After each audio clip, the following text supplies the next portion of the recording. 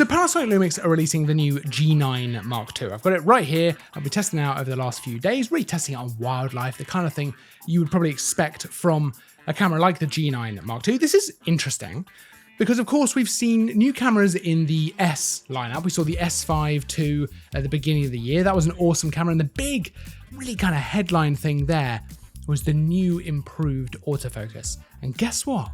That's exactly what we're going to be talking about with the G9 II. We see that new Phase Detect Autofocus. We see it implemented in this camera. I think it's the first G camera to have that in there. I think it's the first camera since the S5 II that Panasonic have brought out that has that. And I will tell you right now, it is so different. It's so much better. And when you use this compared to something like the original G9, which was a nice camera, I did really like that.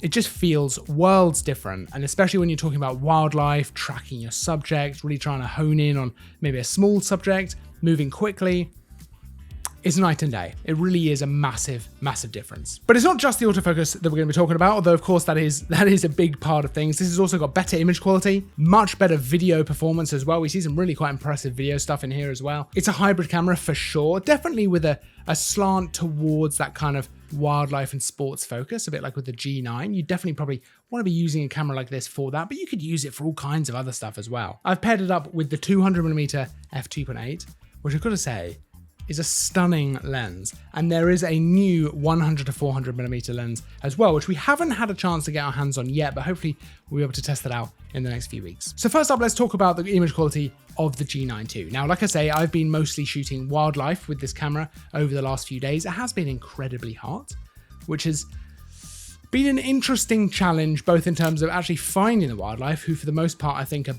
pretty much just trying to chill in the shade, and actually just being very hot. But the camera itself has performed super well, so that's been really nice. The image quality itself is really lovely, and that's partly due to the new 25.2 megapixel sensor, and you do get these lovely, beautiful images. You also pair that with the latest engine with L2 technology. The camera is very fast, it's very snappy.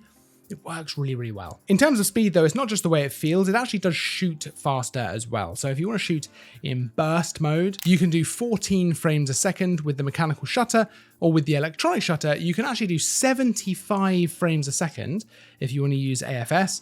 And with AFC, you can get 60 frames a second. That is fast. That's very, very fast indeed. And when you're talking about wildlife and sports, that's exactly what you might want. It's worth pointing out as well that with the new engine in the camera, it's much improved rolling shutter as well. So if you're worried about that with the electronic shutter, I don't think that's going to be too much of a problem. So you can get those wild speeds without having to worry about maybe some of the downsides you might have thought about. Also worth mentioning, there's a 100 megapixel high resolution mode in the camera, which is fantastic. And that is available handheld as well, because of course, and we'll touch on it now, this camera has frankly ridiculous image stabilization. Now that's not a massive surprise, right? Panasonic have always had really, really good in-body image stabilization. That's absolutely the case here. So we're looking at up to 8 stops of IBIS in this camera. It does work extremely well. There's also active IS, which is new, which really helps with doing things like taking the shake out of walking. Now, I wouldn't do a walking shot with a lens like this, but if you want to use something like the 20 to 60 and you want to go out and do, some walking video shots, you could absolutely do that handheld without any issues. Using something like this and shooting wildlife or sports meant that when I had a static subject, so for example, some of the squirrels that sort of seem to just freeze, which is perfect, they seem to almost be posing, I was very, very able to then reduce my shutter speed right down. I mean, we're talking 1/100th of a second maybe, even though I'm shooting with this lens, and absolutely get nice sharp images. And that is a huge plus because it means you don't have to bump that ISO up nearly as high. It's a very powerful thing that Panasonic have absolutely nailed, and that's certainly the case in this camera again. So let's talk about that autofocus, because this is a big deal, right? This is a big deal. It's a big deal in the S5 II. Panasonic got it sorted. Why not put it in the new cameras now? Why not just put it in every camera that comes out from now? So of course we're seeing the new Phase Detect Autofocus. I think, at least I kind of assume it's the same as we saw in the S5 II. I don't know that for sure, but it seems to work extremely well. We're talking 779 Phase Detect Autofocus points, significantly improved subject tracking, and I noticed that immediately, and that's very easy to notice with wildlife. It either kind of works or it doesn't, especially with birds in flight. That's either gonna that's either going to pan out or it's not. But it feels very fast, very sticky as well. I really, really liked using it. I never once thought to myself, oh, this is a bit dated. Never thought that at all, which I'm very happy about. You've also got new animal eye autofocus in here as well, which is really interesting. And then car and bike detection as well. And you can do nice quality of life stuff like setting your autofocus point much smaller, right down to a single point. All in all, the autofocus, like I say, I've mentioned it, but it really is worth really hammering this point home. The autofocus is immediately noticeable how much better it is. It works very, very well. I personally I don't think I had a single image where I missed because of the autofocus. Now it's wildlife.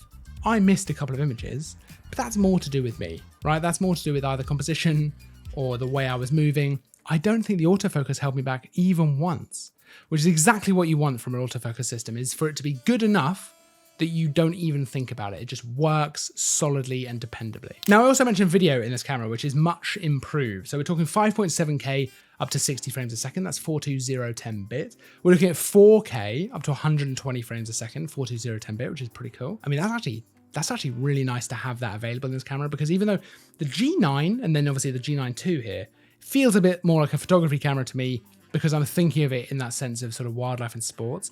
But these are some really nice video specs. 4K 60 frames a second, 42210-bit, of course, Full HD 240 frames a second if you want some really slow motion. You've got things like Vlog, 4-channel audio, you've got things like frame indicators, frame markers, auto white balance locks as well, which is always useful in video. And you can also plug an SSD in with a USB to the camera, recording straight to that. You can record ProRes to an SSD like that. It'll essentially just use it like storage. That's a great way of filming, to be honest with you, because you can just unplug the SSD, plug it straight into your computer. Done. Start working straight away.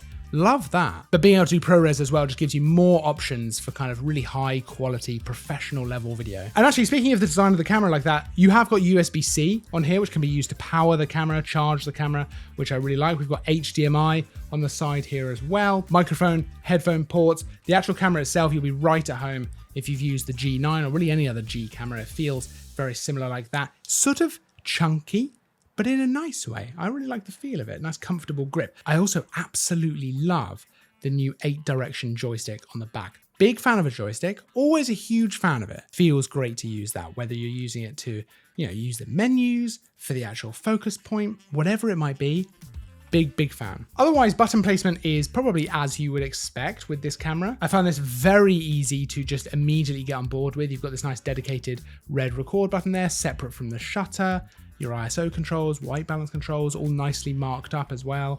Buttons on the back, they're quite sort of, they stick out enough that they're very, very easy to just access with your thumb or your finger, whatever it might be. You can feel them, right? You don't always have to be sort of searching around for where the button is. You've got the EVF here with the nice quality of life thing where the actual sensor for the EVF is actually moved to the top to try and stop accidental triggering between that and the screen. You've got the flip out screen as well, which I'm always a big fan of. I just like that. I know some people don't like that so much, but I do.